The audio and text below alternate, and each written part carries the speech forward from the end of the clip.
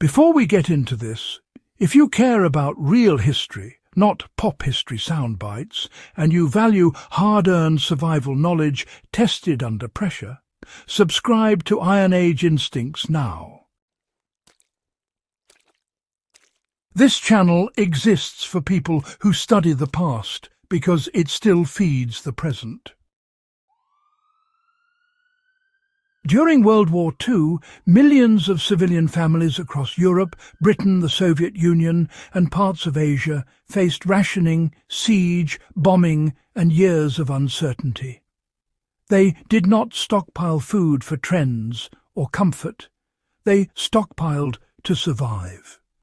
What's striking is that many of the foods they relied on are still among the smartest long-term staples today, even in a modern world that believes refrigeration and logistics will never fail. This guide isn't nostalgia. It's a hard look at what actually worked when supply chains collapsed and time stretched from weeks into years. Hard grains were the backbone of civilian survival. Whole wheat berries, barley, rye and oats were hoarded because, well, they resist spoilage when stored dry and intact. Unlike flour, which oxidizes quickly, whole grains can last decades if kept away from moisture and pests. During the war, families ground grain by hand or cooked it whole in soups. Today, this knowledge translates directly. A sealed container, oxygen absorbers, and a hand mill turn whole grain into a renewable calorie source that doesn't depend on electricity. A modern prepper copying a 1940s household would store grain whole and only process what's needed for the week. Dried beans kept protein available when meat vanished. Meat rationing pushed civilians toward lentils, peas and beans.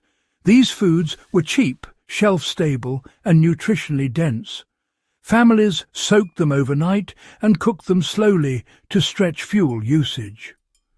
The practical lesson today is simple dried legumes remain one of the most cost-effective survival foods available.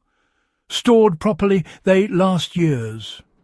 Combined with grains, they provide complete protein, exactly as wartime households discovered through necessity, not theory.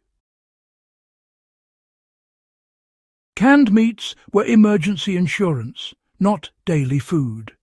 Spam, corned beef, sardines and liver pâté were stockpiled and guarded. Families understood that canned meat was finite and irreplaceable. It came out only during illness, heavy labour or extreme shortages. Modern application matters here. Canned protein should not be consumed casually. It should be reserved for when calories must be dense and cooking time minimal. WWII civilians treated these tins as strategic assets, not comfort snacks. Powdered milk protected children when farms failed.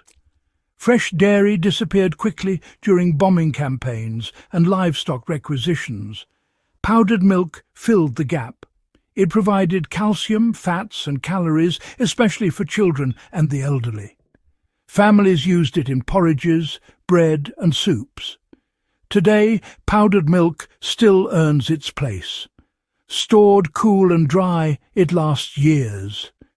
Anyone planning long-term food security should view it as nutritional infrastructure, not just a baking ingredient. Root vegetables survived when everything else rotted. Potatoes, turnips, carrots and beets were stored in cellars, sandpits and even buried crates. Families learned exact storage techniques through bitter winters. The lesson today is about redundancy. Even without freezers, root vegetables remain viable for months. A modern household can recreate this with insulated bins, cool garages or underground storage, reducing reliance on powered preservation entirely. Fermented foods quietly prevented disease. Sauerkraut, pickled cucumbers, fermented beets, and sour rye soups kept vitamins available when fresh produce vanished. Civilians didn't call it gut health. They called it staying alive. Fermentation preserved nutrients and prevented scurvy. Today, fermentation remains one of the most energy-efficient preservation methods available. Salt, time, and basic containers are enough. WWII families proved you don't need technology to preserve micronutrients. So, sugar and syrup, they really functioned as both morale and medicine, you know. Sugar, molasses and golden syrup were, well, heavily rationed, but always carefully stored. Beyond just providing calories, they preserved fruit, treated wounds, and gave everyone a much-needed boost in spirits. The practical takeaway here is often ignored, honestly. Simple sugars, they can preserve other foods and stabilize energy during shortages. And if you store them dry, they last indefinitely. Modern planners, I reckon, should treat them as tools, not just indulgences. Cooking fats now, they determined whether calories were actually usable. Lard, tallow and butter substitutes, these were hoarded because, well, calories without fat are just inefficient. Wartime families rendered animal fat and reused it carefully. Every bit mattered.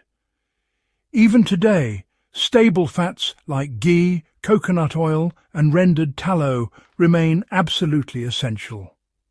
Stored properly, they last for years and allow grains and legumes to really sustain hard labour. Right. So salt was absolutely non-negotiable for preservation and survival. Salt cured meat, fermented vegetables, preserved butter, and, well, it replaced minerals lost during hard labour. Families, you know, they guarded salt fiercely. The modern lesson here is honestly quite blunt. Without salt, long-term food storage just fails. It doesn't spoil, it's cheap, and it really underpins nearly every preservation method folks used before electricity. Hardtack and dry bread, you see, replaced what we'd now call convenience food. Biscuits, crisp bread and those hard loaves could last for weeks or even months.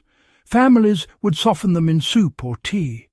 This wasn't about culinary enjoyment, it was all about logistical efficiency.